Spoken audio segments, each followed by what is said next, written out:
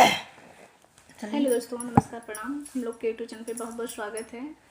और देखिए पूर्वी छपरैया गीत ना है जी। हाँ, बहुत दर्द भरी निर्गुण गीत है। हाँ, 10 बार निर्गुण गीत है जी। हम पूर्वी छपरैया गा रहे हैं। छपरैया है, छपरैया गीत निर्गुण गीत है। अच्छा हमको नहीं पता था। चलिए आप लोग सुनिएगा, ढेर सारा प्यार दुलार आशीर्वाद भरपूर दीजिएगा। चैनल पर नए, चैनल को लाइक सब्सक्राइब करिएगा, प्लीज़ सपोर्ट करिए ना हम लोग को। इतना मेहनत कर रहे हैं दोनों लोग, कम से कम कुछ तो रहम करिए आप लोग। काहे इतना परेशान है, देख खांसी आ रहा है, गले में दर्द भी है, फिर भी हम लोग गाना बना रहे हैं। आप लोग हम लोग का मदद करिए ना, काहे नहीं कर रहे हैं बताइए। कोई दुश्मनी है क्या हम लोग से? आप अगर दुश्मनी होगा तो कमेंट में लिख दीजिएगा, हम लोग सुधार कर लेंगे। लेकिन नहीं सब्सक्राइब लेकिन खाली हम लोग कर नहीं रहे सपोर्ट। लाइक सब्सक्राइब करते रहिएगा। बहुत सुंदर गीत है।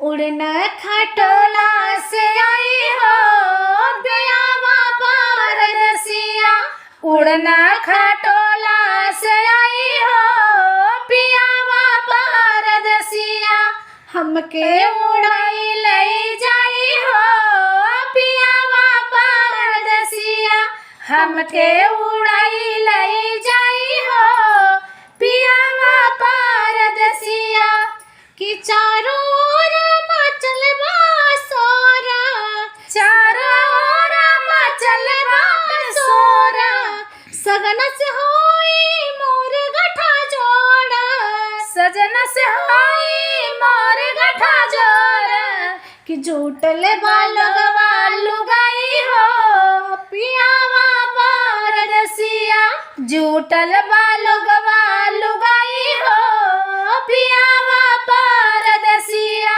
हमके उड़ाई लई जाई हो पियावा पारदसिया, हमके खटोला से आई हो पियावा पारदसिया, उड़ना खटोला से आई हो पियावा पारदसिया, कि रोवेले बाबा रोवेले माई, रोवेले बाबा रोवेले माई, बहिना रोवे रोवेला भाई, बहिना रोवे रोवेला भाई, हमके चुनरी ओढ़ाई हो पियावा पारदसिया, हमरा चुनरी ओढ़ाई हो पियावा पारदसिया, उड़ना खटोला से आई हो पियावा पारदसिया,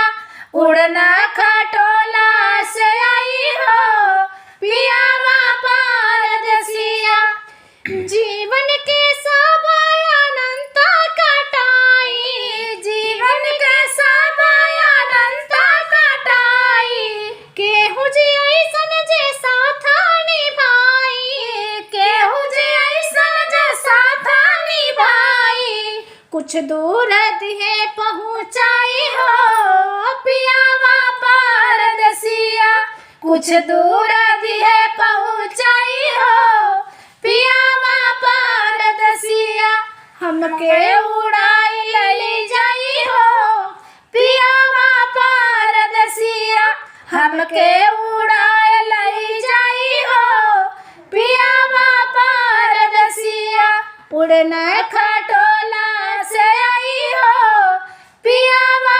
पारदसिया, उड़ना खटोला से आई हो पियावा पारदसिया। बहुत देखिए निर्गुण गीत है। हाँ, लाइट भी कट गया, थोड़ा अंधेरा भी हो गया।